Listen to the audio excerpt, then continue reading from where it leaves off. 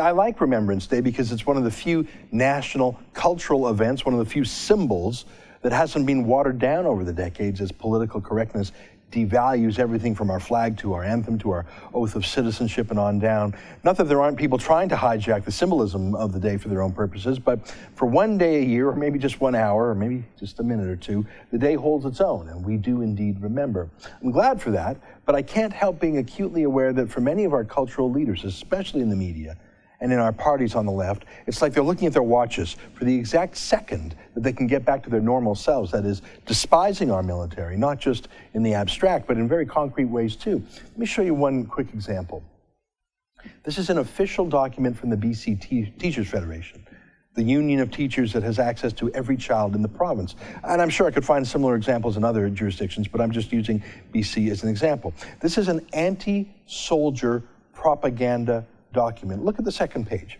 It literally is a how-to guide for teachers, obviously in high school, a how-to guide for them to attack the military, smear it, and to try to pressure any young person who feels patriotic, who wants to join the Canadian Armed Forces, to try and pressure him to change his mind. Seriously, I've never seen any propaganda like this designed to make our Canadian youth hate terrorists.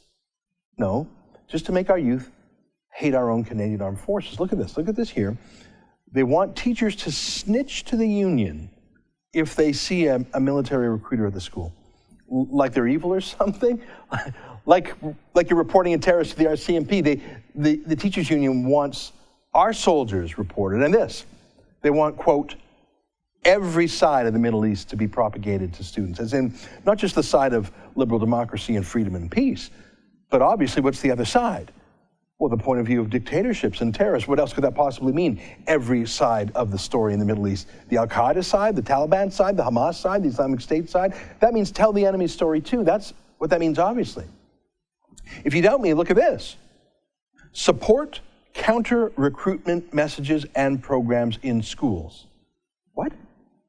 Actively intervene to demean and betray and undermine our armed forces and to stop students from joining the Army. These are BC teachers. This is how extreme they are.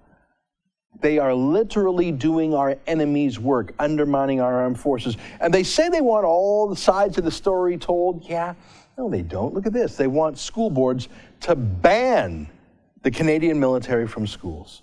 So, like I say, they're for all sides, except the one side they want banned, Canada's side.